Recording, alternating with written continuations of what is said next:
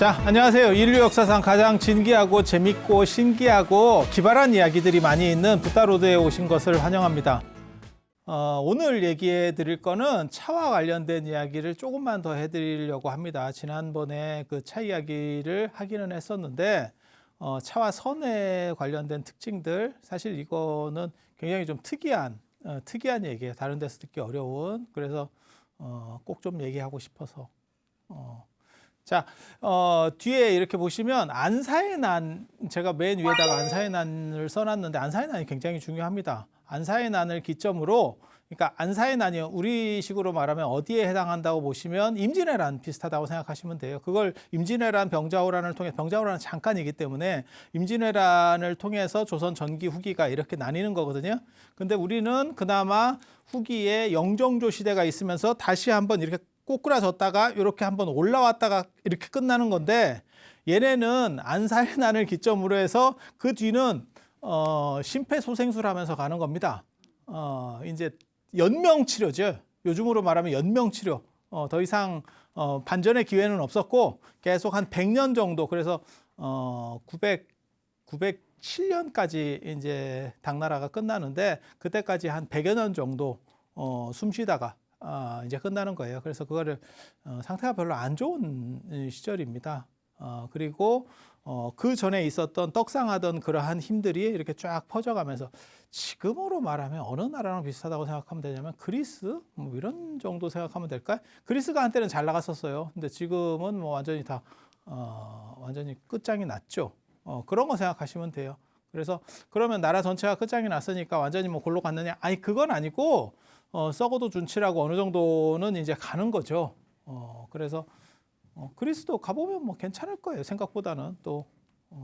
그래서 그런 정도 이해하시면 될 겁니다. 그리고 차문화가 저때 이제 완전하게 보편화되는데, 이 과정에서 불교가 영향을 굉장히 많이 주거든요. 왜 불교가 영향을 주냐면, 불교가 아니었으면 어떻게 보면 술문화가 중심이었을 건데, 중국이 술문화가 중심이었을 건데 차문화로 바꿨다라고 하는 게 불교의 어떻게 보면 큰 힘 중에 하나였었고, 그리고 술은 계속해서 내려갈 수밖에 없었어요. 중국에서의 술이라고 하는 거는 난방 보조제입니다. 우리식으로 말하면 핫팩입니다. 그래서 걔네가 이제 동혈이라고 그래서 동굴집 같은 데서 서안 쪽, 저 섬성 쪽 다 대부분 그런 식으로 살아요. 그리고 난방이, 직접 난방이 잘 안 됩니다. 직접 난방을 하려면 나무를 베어야 되는데 산이 별로 없다니까, 중국에 가보시면.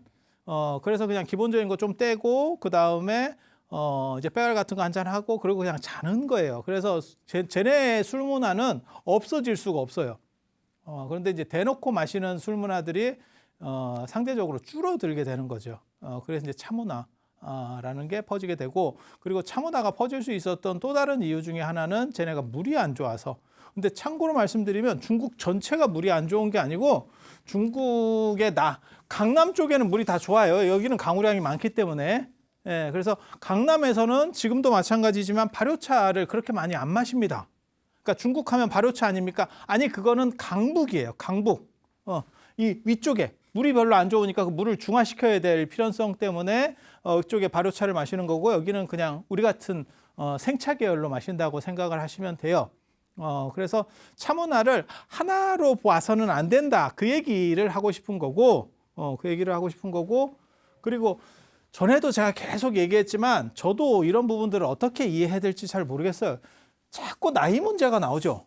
이 나이 가지고 사실 태클 거는 사람은 저밖에 없어요. 다른 분들은 나이를 별 신경을 안 쓰더라고요. 근데 정상적인 나이가 아닙니다. 분명히 이건 누가 봐도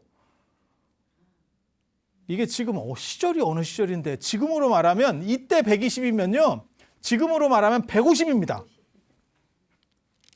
그냥 감당이 불감당이죠. 그리고 현재 120을 산 분이 있다고 가정하고, 전 세계에도 몇 분은 있으니까 그분들이 정상적인 활동을 할 수 있습니까? 그거 불가능합니다. 90 넘어도 정상인으로서, 제가 옆에서 90 넘은 분들도 계시잖아요, 우리 주변에. 그 정상적인 활동은 못 합니다. 그냥 좀 이렇게 불편하게 살고 계시는 거 정도지, 제가 보기에는 80 중반 넘어가면 정상적으로 이렇게 생활한다는 건 거의 불가능한 것 같아요. 그러니까 100% 정상. 조금씩 덜 무너져 가면서 관리를 잘하면 살 수 있겠지. 그런데 저 시절에는 사실 불가능한 얘기예요. 제가 전에도 말씀드렸지만 인생 칠식 고래이라는 말이 두보가 당나라 때 하는 얘기인데 고금에 드물 때 70 사는 것도. 근데 이런 얘기들을 도대체 어떻게 받아들여야 될지 이거를 저는 어떤 식으로 해석하냐면 도교를 극복하는 방안으로서 도교는 영생을 자꾸 얘기하거든요. 영생을 얘기하고 오래 사는 거를 굉장히 좋아하고 이런 문화들이 있거든요. 그리고 지금까지 이제 중국 불교사 얘기하면서 계속 봐왔지만 어떻게 보면 이 하나의 학파를 만든 시작 쪽에 있는 사람들은 다 장수한 거는 맞는 것 같아요. 어느 정도 이상 장수하지 않으면 그 학문이 어느 정도 발전하는데 시간이 안 됩니다. 그러니까 30, 40 이렇게 해서 자꾸 돌아가시면 아무리 천재성들이 있어도 제자를 키우거나 자기 생각들을 전파하는 데 있어서 시간적인 한계가 있죠. 그리고 이때는 사실 인터넷이 있는 것도 아니고 유튜브가 있는 것도 아니고 동네에서 이렇게 조금씩 전파하고 있었을 거 아니에요. 그러니까 전파 속도가 느리지요.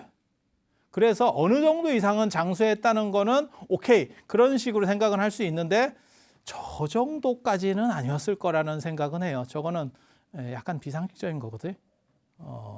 강남에는 물이 있고 강북에는 물이 별로 없고 그 대신에 물을 중화해야 될 필요성이 있어요. 이게 석회가 많은 물이기 때문에 물을 중화시켜야 되는 필요성. 그래서 이쪽에는 차를 발효시켜서 먹고 이쪽에는 생차 중심의 문화가 있는 거고 그래서 문화 전통이 완전히 다르다는 거 그 얘기를 하고 자 여기 잠깐만 보시면 안사의 난을 기점으로 해서 유구라는 사람이 굉장히 오래된 사람 같지만 실제로는 이상반이 정상적으로 활동한 건 안사의 난 이후네라는 걸 알 수 있어요. 그러니까 당나라가 어느 정도 체제가 무너지고 그리고 차문화는 어떻게 돌았었냐면 지금 커피랑 똑같이 생각하시면 돼요. 커피에 우유 타 먹고 아니 우리 말고 서양 사람들이 우유 타 먹고 그 다음에 계피 타 먹고 시나몬 타 먹고 그게 비엔나 커피 이런 거잖아요. 그러니까 먹기는 먹어야 되는데 자기네 풍습에 의해서 자기네들이 좋아하던 것들을 막 섞어서 먹는 거죠. 설탕도 타 먹어보고 이렇게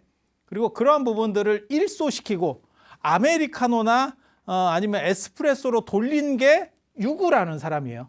그전에는 생강도 넣어 먹고 무슨 파도 넣어 먹고 이렇게 해서 막 탕같이 끓여 먹던 문화에서 그것만 심플하게 돌리자. 그래서 지금 저렇게 저 흐름을 한번 바꿔줘서 어떻게 보면 문화는 이제 난숙기 상태는 안 좋은데 문화는 난숙기로 접어들어요. 우리나라 비슷하다고 생각하면 될 수도 있어요. 우리도 이제 더 이상 성장하기는 좀 어렵고 그 안에서 이제 찌부작저부작 거리면서 사람들은 개성화가 점점 강해지고 그 다음에 굉장히 특징적이죠. 사실은 요즘 사람들을 보면 전부 파편화돼 있죠. 파편화돼 있죠. 그러면서 자기네들의 기호나 성향이나 이런 특징들이 훨씬 더 강력해지는 그게 당나라 말기라고 보시면 됩니다. 당나라 말기. 그리고 그때 이제 다선일여나 다선일미 처하고 선은 같다. 지금 이 얘기를 해드리려고 다시 주제를 꺼낸 거예요. 그때 이제 가장 핵심적인 스님이 이 마조 스님이라고 하는 분이 어떻게 보면 차 얘기를 한 거는 아닌데 저 문화의 시원을 열은 거는 사실 제가 보기에는 마조 스님이고 그리고 차와 관련해서 가장 중요한 두 스님을 꼽으라면 백장 스님하고 그 다음에 조주 종심 스님을 꼽습니다. 저건 꼽을 수밖에 없고 그래서 이렇게 보면 뭐가 있냐면 전에도 제가 이 얘기를 지금 여러 번 했어요. 여러 번 했었어요. 그래서 육조 스님 문화에 하택 신해가 있고 이 신해 스님 말고 두 분이 더 있는 거죠.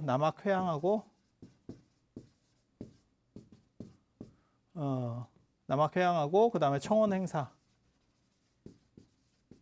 이 회양 스님 밑에 마조 스님이 있고 이 마조 스님 지금 밑에를 얘기하려고 하는 거예요. 지금 마조 스님 밑에를 얘기하려고. 이쪽 계열에서 나중에 뭐가 나오냐면 조동종, 법안종, 운문종 종이 나오고 이쪽 마조계에서 지금 정확하게 말하면 이 밑에 이제 백장이 나오는 거고 요 밑에 이렇게 나오는 거죠. 지금 백장 여기 제가 써놨어. 백장 서당지장 남전보원 백장 그 다음에 서당지장 보원 이 보원 스님이 지금 저 조주 스님 선생님이고 그리고 이쪽 계열에서 위항종 그 다음에 임재종이 나오는 거예요. 그리고 임재종 계열이 지금 우리나라 조계종까지. 예, 예, 정확하게 말하면 이쪽에서 나중에 양기파, 황룡파가 있는데 이 양기파가 지금 조계종까지 내려오는 겁니다. 이렇게 내려가는 거예요.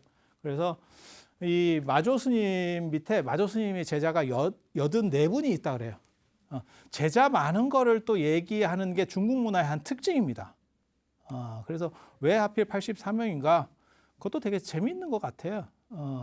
공자가 보통 이제 72명의 제자라고 얘기를 하거든요. 뭐 3,000명의 제자라고 하는데 그건 구라고 72명 정도를 얘기해요. 그리고 그 72명 중에서도 이제 추리면 문, 행, 충, 신. 그래서 과목입니다. 과목에 배당해서 이제 10대 제자를 공문 10철이라고 하거든요. 그래서 72명을 두는데 마조는 그거보다 더 대단해요. 라고 말하려고 아마 12명 정도를 더 넣은 것 같아.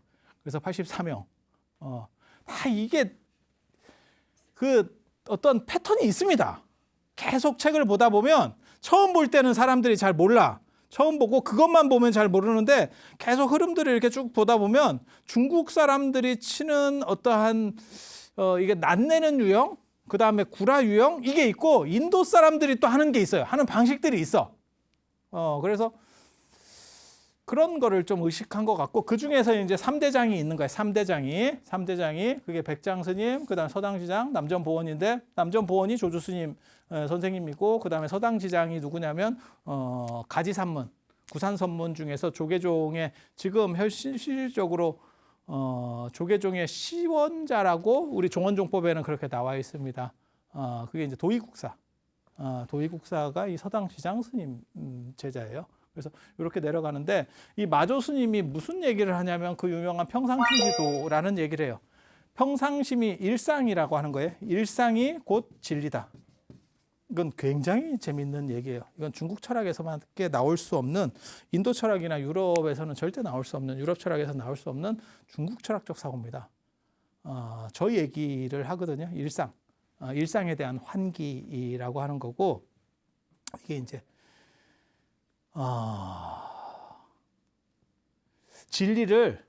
일상을 떠나서 진리를 구하는 것은 다 잘못이야. 라고 하는 게 되고 또 한 가지는 뭐냐면 진리가 과연 일상을 초월한 어떠한 완전성이냐? 굳이 그럴 필요가 없다. 라고 하는 이게 굉장히 재밌는 얘기예요. 이게 이제 어떻게 해석하느냐에 따라서 사실 관점들이 좀 달라질 수 있는데 저 같은 경우는 저걸 어떻게 해석을 하냐면 일상이 만약에 불완전이라면 우리의 일상은 불완전이라면 이 불완전을 바꿔서 완성으로 가는 게 아니고 불완전 자체를 불완전으로 인식하면 이게 곧 완성이라는 거예요. 이게 곧 완전이라는 거예요. 그러면 불완전도 없고 완전도 없어져. 그러면 우리가 사는 것 자체가 곧 그냥 깨달음의 현현, 깨달음이 발현된 거예요. 그래서 현실을 긍정하는 그런 사고거든요. 저게. 제가 해석하는 방식이 맞다면 그리고 저렇게 해석을 해버리면 무슨 일이 벌어지느냐 이제 당나라 말부터 나타나는 신유학이라고 하는 게 대두할 수밖에 없는 그러한 특징이 나옵니다. 왜? 일상이 다 깨달음이면 굳이 뭐하러 출가하는데 라고 하는 논점이 나오는 거예요. 이건 굉장히 재밌는 논점이에요. 그리고 이런 논점들에 대해서는 사실 불교 쪽에서는 아는 사람도 없어. 왜? 이게 유교에서 나오는 논점이라서 불교 쪽 공부하시는 분들은 이 얘기를 못 듣습니다. 우리는 철학가 출신이기 때문에 이런 양쪽 얘기를 다 들으면서 아구들을 맞춰가는 거죠. 아구들을 맞춰가는 거죠. 그래서 당나라 말부터 이제 유교들이 움직이기 시작하니까. 그래서 일상에 대한 환기라는 게 일상을 환기한다. 그러니까 재인식한다. 라고 하는 게 마조 철학의 가장 큰 특징이거든요. 그리고 강남에서 이 백장회라고 하는 분이 이거 강남 사람입니다. 출신을 보면 이게 복건성이 홍콩보다 조금 위쪽이에요. 홍콩보다 좀 위쪽. 그 복건성 출신이고 그 다음에 강서성에서 살았어요. 강서성 백장산. 제가 전에도 말씀드렸지만 저도 저런 데 다 가봤거든요. 진짜 오지지 오지. 그래서 오지 속에서 뭘 만든 거냐면 종교 공동체 같은 걸 만든 것 같아요. 그러다 보니까 그 안에서 어떠한 법칙들을 만들어내야 되고 조직이 좀 어느 정도 크니까. 그러니까 뭐 생각하시면 되냐면 미국에 가면 몰몬교 이런 거 있어요. 몰몬교 들어보셨어요? 미국 중심의 기독교지. 미국 중심의 기독교. 말도 안 되는 얘기. 우리식으로 말하면 통일교 비슷한 그런 거라고 보시면 돼요. 한국 중심의 기독교 하면 통일교 이렇게 생각하시면 돼. 그래서 미국 중심의 기독교인데 걔네가 땅을 크게 가지고 거의 종교 공동체로 쓰는 데가 있어요. 거기 가면 미국 법이 통하는 게 아니고 걔네 원칙이 통합니다. 걔네 원칙 그 안에서 그래서 거기는 일부 다쳐도 가능하고 걔네 원칙에서는 그게 문제가 없어요. 그래서 그렇게 사는 거예요. 그래서 어떻게 보면 저 백장 스님이 그런 식의 원칙을 만든 거를 청규라고 합니다. 백장 청규. 청규가 등장하는 거고 그러한 법칙들을 만들어내는 과정에서 강남에 차문화가 들어와요. 그래서 차를 어떻게 마셔야 된다. 그 다음에 뭐 밥 먹고 어떻게 차를 마신다는 등 이런 식의 기록들이 나오기 시작합니다. 백장 청규는 지금 존재하지 않고 그것의 후대에서 그것을 좀 변형시킨 칙수 백장 청규만 남아 있어요. 그래서 원판은 없어졌는데 아무튼 그런 차문화가 그 안에 들어가 있다는 것 정도. 근데 거기서 말하는 건 강남차예요. 강남차. 강남차가 중요한 게 아니고 사람들은 여기에 주목하는데 사실은 제가 보기에는 저거는 중요한 게 아니고 진짜 중요한 거는 조주의 차예요. 조주는 이 조주 종심원에 살았다 그래서 조주인데 정확하게 어디 살았냐면 조주 관음원이라고 지금 백림사입니다. 저게 조주가 지역 이름이에요. 어디 쪽이냐면 북경 쪽입니다. 강북이죠. 강북이죠. 그래서 조주의 차라고 하는 게 굉장히 사실은 유명한 이제 어떻게 보면 강남 사람은 기호식품이고 차가 기호식품이고 우리가 마치 차를 마시는 거하고 똑같아요. 차나 커피는 지금 한국 사회에서 이거는 그냥 기호식품입니다. 그래서 처음에 아까 얘기한 그 스타벅스 나왔을 때 되게 재밌는 얘기가 있었죠. 스타벅스에서 커피를 그때 3,000원, 4,000원 아니면 뭐 4,000원, 5,000원 막 이렇게 팔았었는데 그때 사람들이 뭐라 그러냐면 굳이 밥값만큼 내면서 커피를 마실 필요가 있냐? 라는 얘기가 있었어. 처음에 스타벅스가 움직이고 있을 때. 지금은 그렇게 얘기하는 사람이 없어. 그리고 처음에 그렇게 커피를 들고 다니면서 마시면 사람들이 뭐라 하면 그때까지만 하더라도 약간 그게 불량하다. 들고 다니면서 뭘 먹는다는 게 유목문화입니다. 정확하게 말하면. 농경문화에서는 들고 다니면서 먹는 거를 천하다고 생각해요. 근데 햄버거나 이런 것들 다 유목문화거든요. 걔네 들고 다니면서 먹는 문화가 있어요. 우리는 들고 다니면서 뭘 음식을 먹어요. 그거는 굉장히 떨어진다고. 저 같은 경우는 어렸을 때 가정교육 받을 때 사실 그거를 이렇게 다 들었었죠. 여러분들도 아마 다 한두 번씩 들어보셨을 거예요. 그게 약간 굉장히 안 좋게 봅니다. 아무튼 뭐 심한 얘기라서 제가 얘기는 못 하겠는데 아무튼 굉장히 안 좋게 봤어. 아주 뭐 못 배운 애들처럼 이렇게. 지금은 길거리에서 야 그냥 테이크아웃인데? 그러니까 완전히 달라졌죠. 문화가 완전히 달라졌죠, 지금. 아니 그렇잖아요. 완전히 달라졌잖아요. 그래서 이 강북과 강남도 이렇게 다르다라는 거를 기본적으로 깔고 이해를 하셔야 돼요. 그래서 강북은 이 차라고 하는 게 생필품이에요. 생필품. 강남에서는 기호식품. 기호식품은 선택권이 있는 거고 싫은 사람은 안 먹어도 돼. 굳이 먹을 필요가 없어요. 그런데 강북에 오면 어떤 일이 벌어지느냐? 저거는 일종의 정수기 대용이에요. 물을 마실 수 없는 상황에서 정수기 대용. 그렇다 보니까 모든 사람이 먹어야 되는 드디어 일상성이라고 하는 게 갖춰지는 거죠.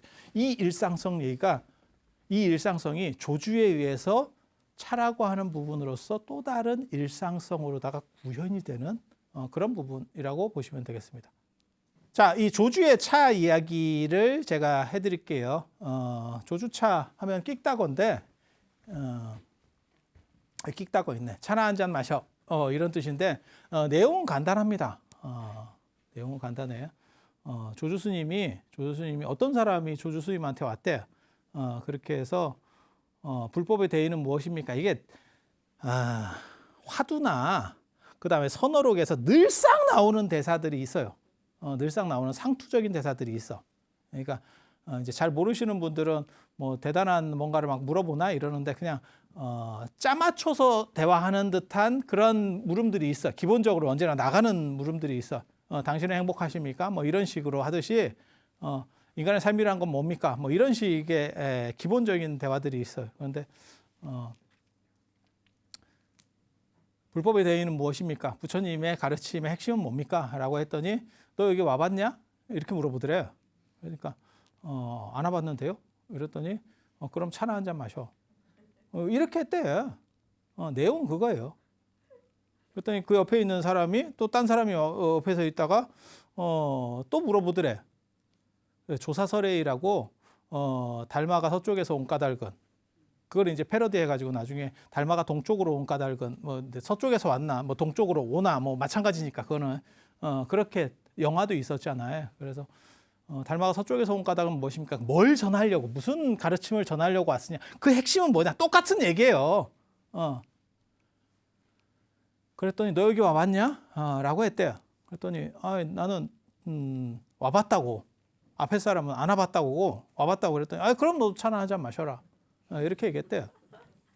그랬더니 그 옆에 이제 원주 스님이 이렇게 있다가 그 얘기를 다 듣고 아니 와본 사람도 차를 마시라 하고 안 와본 사람도 차를 마시라 하는 건 도대체 뭡니까? 뭔 차이가 뭡니까? 이렇게 나댔대. 그랬더니 너도 차나 한 잔 마셔라. 뭐 이랬다는. 그러니까 차가 어떻게 보면 전가의 보도지.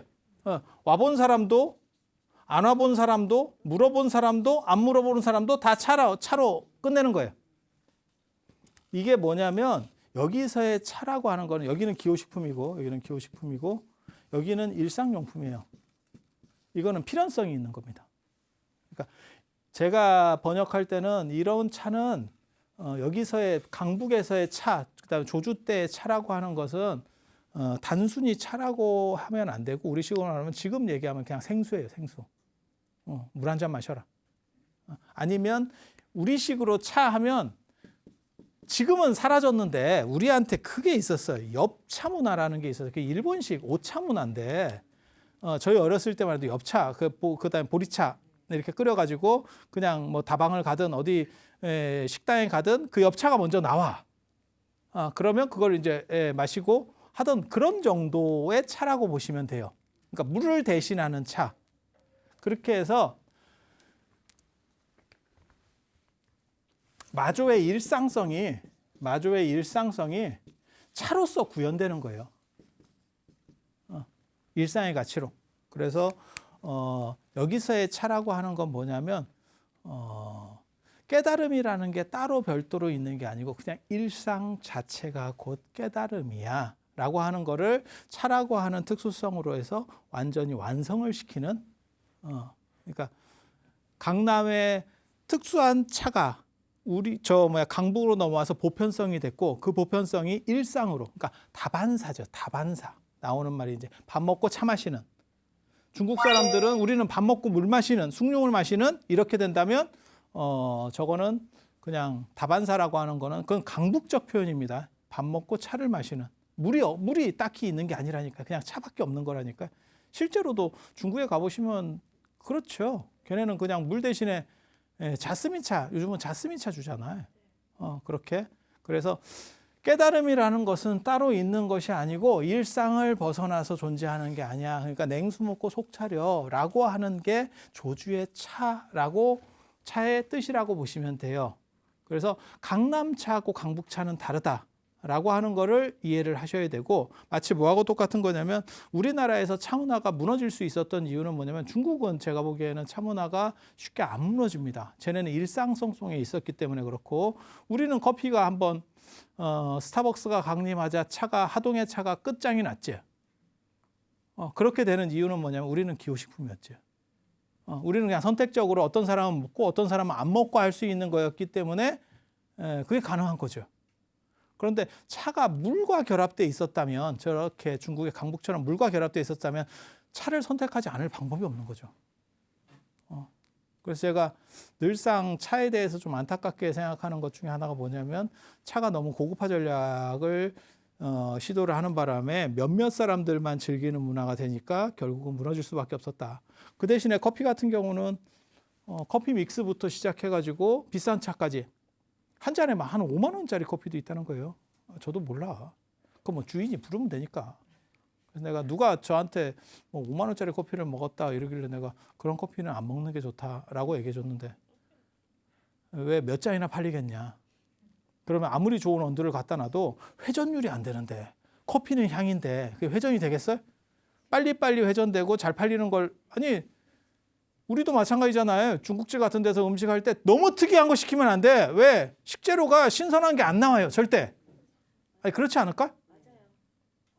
회전율이 좋은 걸 어느 정도 좋은 것 중에서 이렇게 좋은 음식을 먹으면 몰라도 회전율 안 나오는 거 어디 이상한 거 한 3년쯤 묵혔다가 냉동실에서 꺼내가지고 야 이걸 찾는 놈이 다 있네? 이러면서 이렇게 털어가지고 해준다고 생각해봐.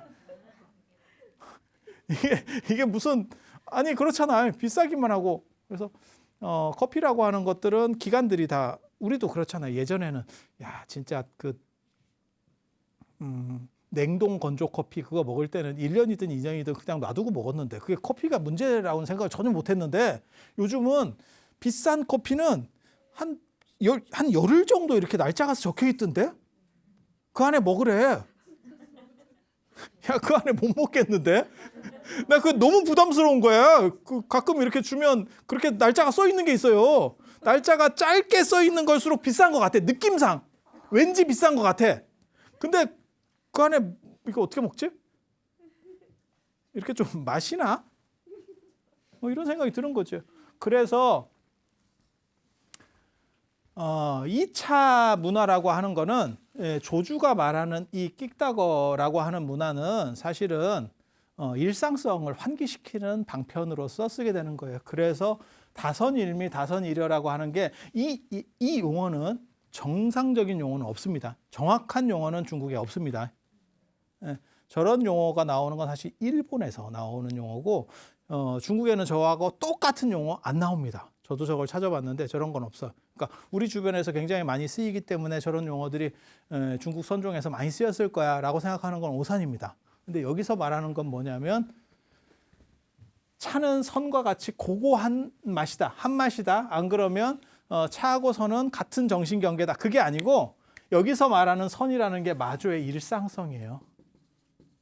이 차는 숭늉이나 냉수급이고 그래서 두루한 일상 마치 공기나 물처럼 그러한 맛이 곧 최상이야. 특수한 것이 아니고 가장 보편적인 거고 그 다음에 우리 일상을 관통하고 있는 것 그게 차고 선의 맛이야 라고 하는 게 다선일미. 다선일여라는 것도 그러한 정신가치야말로 최고의 가치지 실제로 이 세상을 벗어난 그러니까 우리의 이러한 삶을 벗어난 또 다른 탈속적 가치가 존재하는 것이 아니야 라고 하는 거예요. 그래서 이게 굉장히 좀 재밌는 문화입니다. 그리고 이 얘기는 진짜 많이 절에 다니는 사람 치고 안 들어본 사람은 없는데 사실은 그게 일상성을 환기시키는 거고 그 다음에 대단히 형이상학적인 거나 이런 걸 가리키는 게 아니고 그냥 우리 삶 자체의 긍정하라 라는 쪽으로 가는 거다 라는 걸 이해를 하셔야 돼요. 그리고 삶이 긍정되기 시작하면 일상이라고 하는 가치가 질리면 삶이 긍정되기 시작해요. 이게 이제 나중에 당나라 말 송나라로 넘어가면서 유교가 등장하는 신유교가 등장하는 정확하게 말하면 신유학이에요. 신유학이 등장하는 배경이 되는 거죠. 야 일상을 긍정할 거면 굳이 출가해서 뭐하러 살아? 그냥 가정생활해. 이렇게 얘기가 나오는 거죠. 그냥 가정생활해. 그리고 등 따시고 배부르게 살면 그게 좋은 거 아니야? 단 조금 더 윤리적으로 노블리스 오블리주처럼 그렇게 살면 되는 거 아니야? 라고 말하는 그러한 관점이 대두가 돼요. 그 얘기는 제가 당나라 말에 가서 해드릴 겁니다. 조금만 이따가 해드릴 거고 그 다음에 조조스님과 관련해서 조조스님은 사실 하나의 학파를 만든 사람은 아니에요. 오가라고 하는 건 사실은 이렇게 만들어진 거기 때문에 조주는 별도입니다. 그런데 조주가 굉장히 유명하죠. 이 끽다거만 유명한 게 아니고 무자화두라고 하는 우리나라 화두에서도 고려 말부터 그랬던 것 같아요. 기록들을 이렇게 찾아보면 고려 말에 제일 많이 나오는 화두가 무자화두예요. 벌써 무자화두. 그게 지금까지도 그러고 있는 거고. 그래서 뭐 화두를 받았네 그러면 70% 이상은 무자화두. 무자, 시신마, 이목구하고 무자인데 그 중에서 무자 비율이 더 커요. 근데 왜 하필 조주는 저렇게 자기 학파가 있는 것도 아닌데 저렇게 떡상하게 될까를 찾아보면 되게 재밌는 게 그 무자 화두를 어떻게 보면 중심 화두로 끌어올리는 사람이 오조법연이라고 하는 사람이에요. 이게 뭐 홍인 스님의 뭐 오조 홍인 스님의 재생이다, 환생이다, 뭐 이런 얘기도 있는데, 아니 뭐 제가 보기엔 말 같지도 않아. 왜 말 같지도 않냐면, 야 환생이 왜 또 떨어져? 환생이면 좀 더 나아져야 되는 거 아니냐?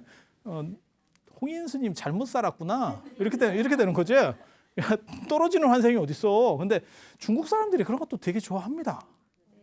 중국 사람들이 그런 거 쓸데없는 거 되게 좋아합니다. 뭐 환생이라는 둥, 뭐 후신이라는 둥, 뭐 어쩌고 뭐 이래가지고 그리고 화연에서 나왔대. 이게 이제 다음 시간에 제가 그런 얘기가 됐지만 김지장 스님 같은 경우가 뭐 지장보살의 화신이라는 둥, 뭐 어쩌고 그런 얘기들이.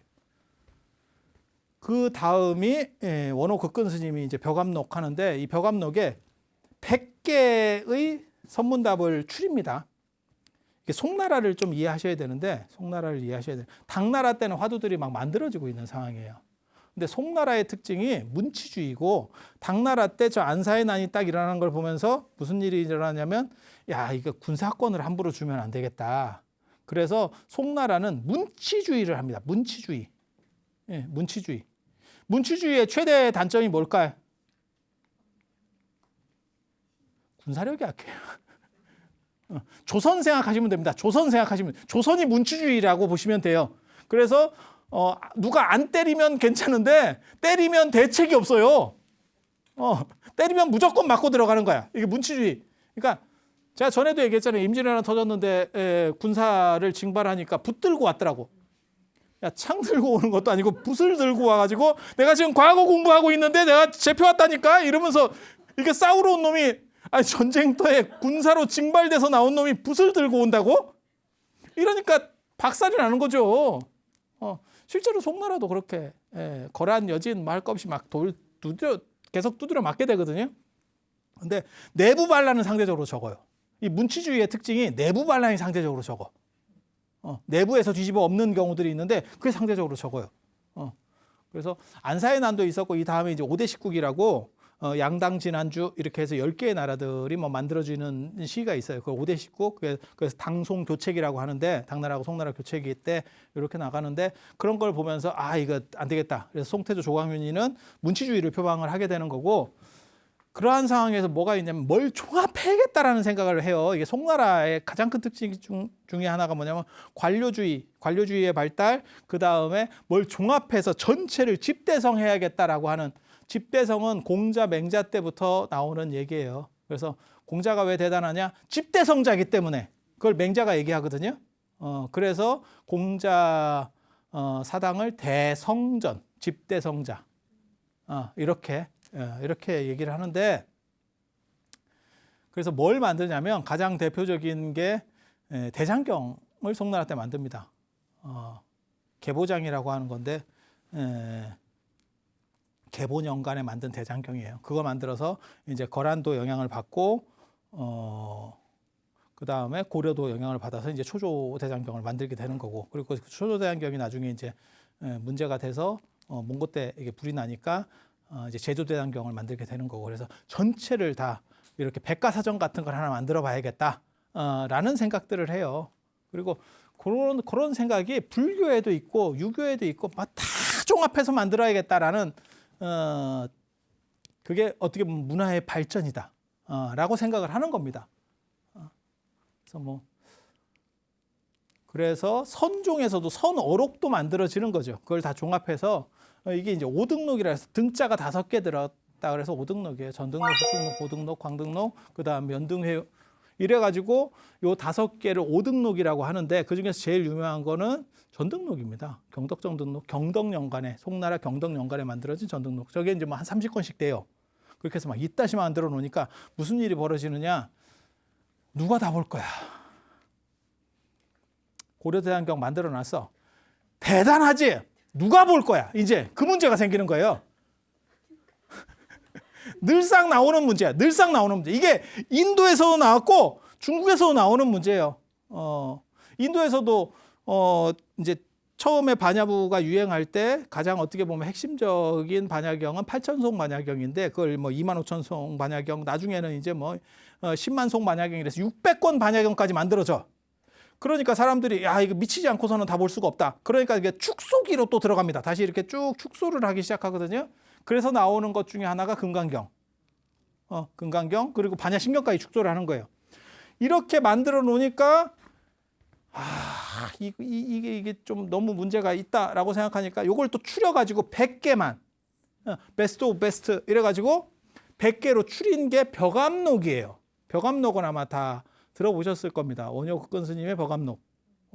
그리고 이것만 추린 게 아니고 추리려는 또 요구들이 많이 있었죠. 그러니까 너무 많으니까 다 볼 수가 없으니까 그럼 핵심만 추리자라는 게 이 양반만 생각했겠어? 비슷한 시절에 이 무문관이라고 하는 무문 해계 스님도 추렸고, 그 다음에 굉지정각이라고 이거는 조동종 계열입니다. 이쪽은 임재종 계열이고 이쪽은 임재종 양기파예요. 정확하게 말하면 양기파. 이쪽 계열에서 한번 추리고 얘네는 얘네대로 추리고, 쉽게 말해서 우리 파에서 하나 추리고 우리 파에서 추리고. 왜 각 파마다 추릴 수밖에 없냐면 관점들이 다르기 때문에 그래요. 관점이 다르기 때문에. 그래서 자기네들이 추리면서 우열관계를 만들어내는 거죠. 어떤 게 중요해라는 거에 우열관계를 만들어내요. 그렇게 해서 추리는 작업들이 되는데 그때 이 원효극근 스님이 100개를 추렸는데 이 중에 12개가 조주 스님께 들어가요. 굉장하죠. 비율로 따지면. 우리가 1700공안이라고 하거든요. 그런 얘기 들어보셨습니까? 1700공안? 그 1700공안이 어디서 나오는 말이냐면 이 전등록에서 나오는 말이에요. 정확하게 말하면 전등록에서 나오는 말이 아니고 전등록에 등장하는 선사의 총 숫자가 1701명입니다. 이 선사들이 여기에 쭉 이렇게 등장을 하면서 뭐 이런 그런 이야기들이 계속해서 나오기 시작하는데 거기서 나오는 선사들이 1701분이 등장을 해. 그래서 그걸 그냥 1700공안 이렇게 그냥 그런 표현을 쓰거든요. 1700개의 이야기들 그런 얘기를 쓰는데 실제로는 등장인물과 관련된 거예요. 그래서 너무 많으니까 그걸 추렸는데 그 추린 것 중에서 조주스님 이야기가 지금 100개 중에 12개가 들어가고, 나중에는 이게 스님들이 선이 저런 어록을 만드는 게 정당하냐에 대한 이야기가 또 나와요. 어록을 만들어 놓으면 야 선은 활발한 거고 그 다음에 규정될 수 없는 거고 진리는 설에서 말하는 진리는 언어도다. 언어가 끊긴 자리인데 저렇게 해가지고 무슨 암기하듯이 다 이렇게 맞춰 겨루기 마치 소림사 무술 안 그러면 무슨 중국의 무술 같은 거 대단한 줄 알았는데 요즘 유튜브 보면 이종격 투기 하는 놈들한테 다 그냥 1라운드 KO 패를 당하고 있죠. 두드려 맞고 있죠. 왜냐하면 걔네는 짜서 하니까. 그게 문제죠. 짜서 하니까 실전성이 떨어지는 거죠. 그래서 실전이 어떻게 보면 선이라고 하는 것은 교종의 그러한 짜서 하는 걸 비판하면서 실전성을 강조한 건데 실제로 자기네들도 몇백 년이 흘러가면서 짜서 하게 된 거죠. 그러다 보니까 그걸 비판하는 차원에서 대종고가 자기 선생의 벽암록을 불태우는 사건이 벌어져요. 벽암록을 불태우는 사건도 벌어지고 그 판목을 불태웠다고 나오거든요. 그러니까 찍는 그 책이 아니고 책에 그러니까 고려대안경 같이 이렇게 책판을 불태워버리는. 근데 뭐 당신은 자기 책이 더 많어. 이게 뭐 이런 식으로 태워서 되겠나 싶은 상황들이 벌어지는 거죠. 개인적으로 종고 스님 같은 경우가 사실 한국 불교에 끼친 영향이 무진장 큰데 진울 스님도 그 영향을 받고 어떻게 보면 고려 말 그다음에 조선 초의 스님들이 다 종고의 영향을 받는데 개인적으로는 저 종고 때문에 선의 활력이 떨어졌다라고 저는 주장을 하는 사람이에요. 그래서 이렇게 되면 이제 화두를 잡는 가나선 계열이 나오게 되는 거고, 이 무문관에 가면 첫 번째가 조주부자입니다. 조주부자. 그래서 조주는 자기 학파를 만든 거는 아닌데 희한하게도 조주 스님이 자기 학파를 제대로 못 만든 상황 때문에 여러 군데에 잘 걸쳐. 이게 어떤 학파에 딱 속해 있으면, 그러니까 야당 인사든 여당 인사든 딱 걸려 있으면 한쪽에서는 안 쓰거든. 그런데 조주 스님은 그게 아니고 약간 중립적인 입장을 가졌던 거죠. 그러다 보니까 다른 사람들이 갖다 쓰기가 좋고 그다음에 저 어른이 오래 살다 보니까 일화들이 많아. 그래서 대표적인 게 조주 무자, 그다음에 끽다고, 그다음에 정전백수자라고 해서 뜰 앞에 잣나무로 알려져 있지만 사실은 뜰 앞에 측백나무. 직접 가보면 측백나무. 뭐 이런 이야기들이 있죠. 그래서 지금도 조주 백림사에 가시면 사실은 조주 수임 이야기들이 그게 바탕이 되는 데가 그런 데거든요. 그래서 조주 수임이 말하는 차라고 하는 부분은 사실은 일상성이라고 하는 거고, 그 다음에 이 조주의 이러한 끽다고 플러스 무자 화두들이 나올 수 있는 것은 송나라를 거치면서 확장됐다가 축소되는 과정에서 조주가 특수한 어떠한 부분들을 학파를 만들지 않은 것이 오히려 플러스가 돼서 다른 사람들이 끌어다 쓰기 좋았고, 그리고 조주는 굉장히 부드러운 사람이에요. 성향이. 임제나 이런 사람들 같은 경우는 약간 과격한 스타일입니다. 그래서 부드러운 사람이 약한 것 같지만 실제로는 호불호가 잘 안 갈리죠. 우리 같은 사람이 호불호가 굉장히 많이 갈리는 사람. 색깔이 강한 사람, 멋있기는 한데 이 호불호가 많이 갈리고, 색깔이 없는 사람들이 이렇게 어떻게 보면 조주 스님 같은 경우는 총리 스타일이죠. 총리하면 참 잘할 것 같아. 근데 저분은 대통령은 안 될 것 같아. 우리가 그렇게 생각하는 사람들이 있거든요. 참 원만해. 행정력도 참 좋고 다 원만해. 근데 대통령은 좀 약한 거 아니냐? 아니 그냥 우리가 볼 때. 예. 그래서 그런 정도 분이라고 보시면 되고, 그 다음에 다선일미나 다선일여라고 하는 것은 실제로는 그 일상성에 대한 환기, 마조에서부터 내려오는 그 일상성에 대한 환기가 조주에 의해서 차를 통해서 구체화돼서 그것이 널리 퍼지게 됐다라는 정도 이해하시면 되겠습니다. 그래서 오늘 이상 이 정도로 말씀드리고, 다음 시간에 이제 당나라 말기에 등장하는 구화산 김교학 스님 이야기 해드릴 수 있도록 그렇게 하겠습니다. 자, 들어서 감사합니다.